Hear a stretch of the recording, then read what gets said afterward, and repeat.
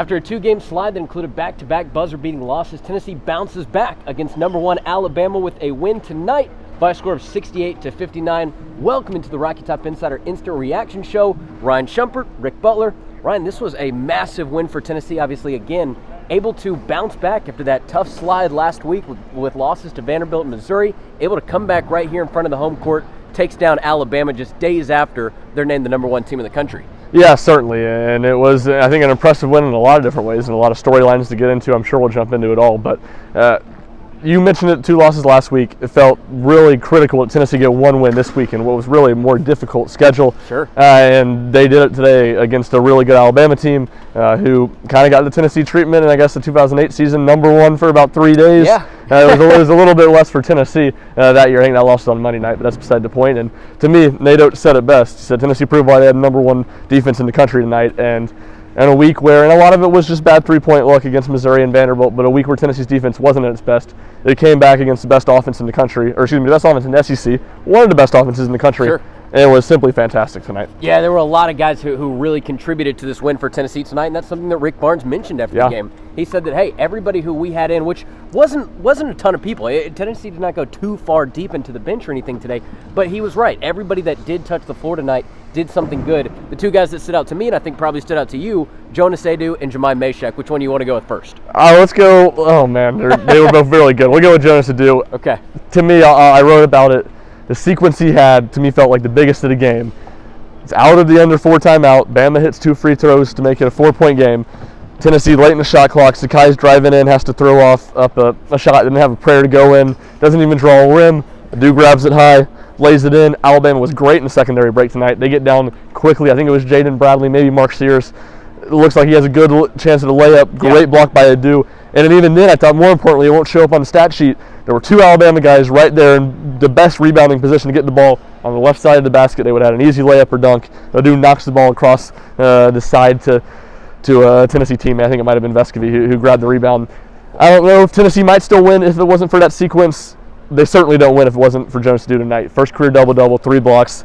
He was fantastic on both ends of the court, but especially on the defensive end of the court where he really played to the potential he has in that super, super high ceiling. Yeah, I think you're absolutely right. Whether it was the blocks that came, sporadically throughout the game, you mentioned all 3, but one of them being at the beginning, one of them being at the end, one of them being in the middle as well. But then also, you could tell that he was dialed in today, that kind of middle of the court, mid-range game. I thought that was really valuable for Tennessee's offense, especially when, at times they were struggling to get points. But he was able to go in there in a tough spot on the floor, able to hit those mid-range jumpers from the top of the key. He was really impressive tonight. Yeah, he was. And you mentioned the mid-range jumpers. Like we saw that last year as freshman. Sure. He was really solid there, and I don't know the numbers, but he has not been very good at shooting them this year. It does feel like you mentioned it, the middle of the floor. It seems like he's a lot better than he is on the baseline. Though I do think he hit one on the baseline tonight, if I'm not mistaken. So you're right. He gave some offensive production.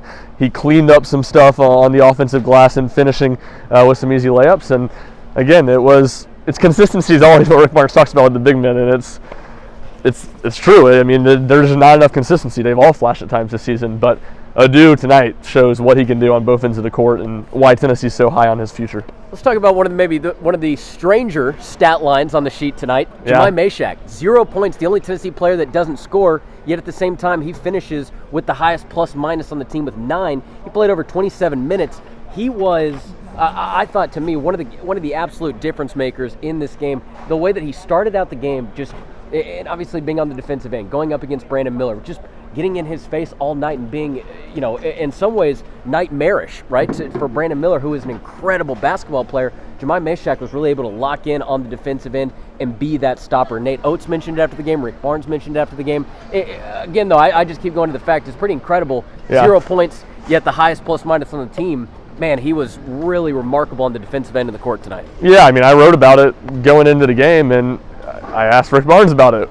If Julian Phillips and Josiah Jordan-James can't go, which they weren't able to go tonight, man, what in both opportunity but responsibility that Jamai Mashack was going to have in guarding Brandon Miller, because he was Santiago Vescovy got some run at him, Olivia Kalmar got some run at him, but he was really the only guy to equip to do it well, and he did it extremely well. And I go back to another thing Rick Barnes said on Monday. He said, Brandon Miller, a player that great, you can't stop him. You can't shut him down. You just got to make everything he gets be difficult. And that's exactly what Tennessee did.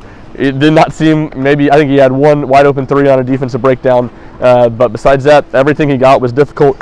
Jamai Mashack was phenomenal. I believe it was Zakai Ziegler, one of Tennessee's players, said he's been talking about this matchup since Monday. He knew that it was going to be a big opportunity for him, and he was really, really good. What can you say? I mean, we know he's an elite defender. I wrote a whole feature that a lot of it was about that earlier this year, but he proved it tonight against the best wing player in the country, and perhaps the best player in the country. Zach Edey, it's tough to say anyone's better than Zach Edey, but outside of the 7-3 freak over there at Purdue, to me, the best offensive player in the country. Yeah, Brandon Miller ends up with just 15 points on the night. Tennessee also had 2 players end up with 15 points on the night. That would be Zakai Ziegler and Santiago Vescovi, who both had really impressive games from behind the three-point line. I thought that was needed throughout the game. Santiago Vescovi ends with 3 of 6, so 50% from behind the three-point line, and Zakai Ziegler as well, 3 of 9, so just about 33%. They both needed those shots. Zakai Ziegler was doing that early on as well. I felt like that helped set the tone for Tennessee, even though it wasn't, necessarily the greatest offensive night in the world. It was still a pretty darn good one. I thought Zakai really helped set the tone for Tennessee at the beginning of the game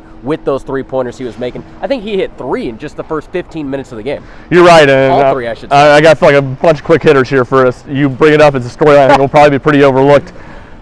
One, you mentioned it, Zakai Ziegler early in the game when the offense was struggling, hit some big shots, and Santiago Vescovi, who had 2 points at halftime, was not hitting shots. He had some really tough ones. I mean, Alabama, just like every team, the emphasis was to take him away. He made some really difficult shots, and he missed the front end of a 1-and-1, but did hit 4 straight free throws to help put the game on ice.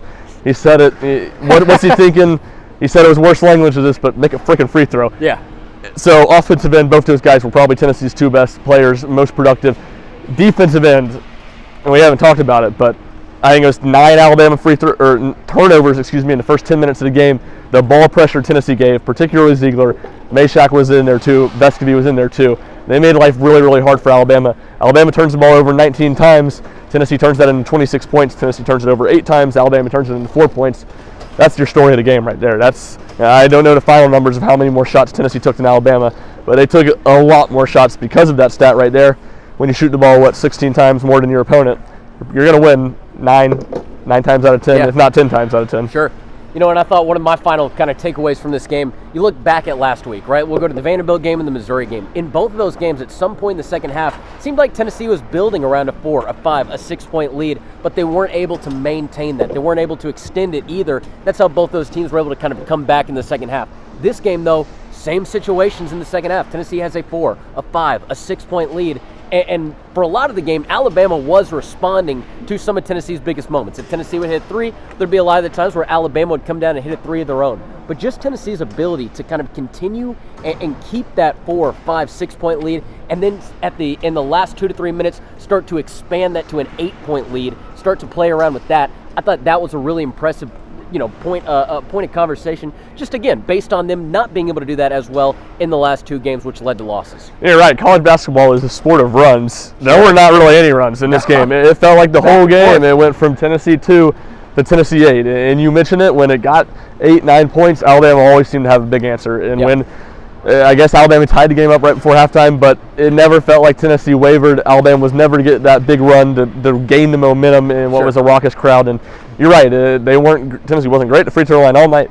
I wouldn't even say they were fantastic late, but they hit enough and they got the defensive stops. But even then, Javon Quinterly who had just a miserable night. That's a side point. He had a big 3 that was contested. I think got it back down to 6 in the last minute. So it wasn't without pressure down the stretch for Tennessee, and certainly I think Santiago Vescovi was pretty happy he made some freaking free throws. Yeah, I would say so. Like Rick Barnes said, they needed players to make plays, and those players did make plays. So ultimately, a really strong bounce-back win for Tennessee here tonight. Again, just after those back-to-back deflating losses, the heartbreaking losses to Vanderbilt and Missouri, able to come back here in front of the home crowd, which was a rowdy home crowd. I thought maybe one of the best atmospheres that Tennessee has had all season, if not the best. Able to come back in front of the home crowd and get a huge win over number 1 Alabama. Where does this set Tennessee up going forward? Obviously, a big road trip to Lexington coming up this weekend. Tennessee's got to hit the road for a 1 o'clock p.m. game. But where does this leave this team kind of heading forward into this final stretch of, 6 games or around that? I guess 5 games at this point. Sure. And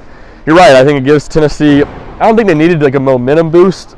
The vibe around the team seemed positive. I don't think they lost as much confidence as you might think after losing 2 straight or 3 out of 4. But if you lose this game and then you were to, the pressure just builds on you as you lose more games in a losing streak. I think it's good to get that weight off their back and 2 huge games coming up, 2 tough road tests at Kentucky, at Texas A&M. Those are going to be challenging, but certainly I think you feel a little bit better after getting a huge win and knocking off a rival. You know, I didn't even mention it. Julian Phillips and Josiah Jordan-James did not even play for Tennessee. I guess you kind of alluded to that at the beginning when we were talking about Mashack, but again, another just impressive aspect of this game for Tennessee, able to mix and match the pieces that they have, able to use a little bit of flexibility in the lineup to figure out what they need to do. Without 2 of their top wing players, really, they were able to still come in, play effective defense, get what they needed to do on offense, and eventually get the win over Alabama. You mentioned this shorter bench, which makes sense with those 2 guys out. Early in the second half, it looked like foul trouble might become a really big issue for Tennessee. Zakai picked up his 3rd foul in the first minute or 2 of the second half. Jamai Mashack had 3 going into halftime. Jonas Aidoo had 4. 7 minutes left in the game. So Tennessee did a good job of. They did foul some, and it was a physical game, but they didn't let that spiral. And especially Zakai Ziegler, it would have been just so costly if he had that foul trouble, just like it was in Missouri the other night. The Missouri game. And he learned from his mistakes, and I believe he stayed set at 3 the rest of the game. Any other kind of final takeaways on the game today, or you want to wrap this thing up and get back to work? Let's wrap it up. The foul note was the last thing I had. Hey, we got a lot more work to do. Head over to RockyTopInsider.com right now as you're watching this, and you can see our coverage from the game here tonight in Knoxville. Number 10 Tennessee defeats number 1 Alabama by a score of 68-59. That is Ryan Shumpert. I'm Rick Butler. Remember to make sure you follow Rocky Top Insider on all different social media platforms, and you're checking out RockyTopInsider.com for all of your Tennessee news, notes, and coverage. We will see you back next Saturday, this Saturday I should say, in Lexington. We got a big game, Tennessee versus Kentucky. We'll be there. We'll have you covered. Thanks so much for listening to the Rocky Top Insider postgame show. For Ryan Shumpert, I'm Rick Butler. We'll see you back for the next one.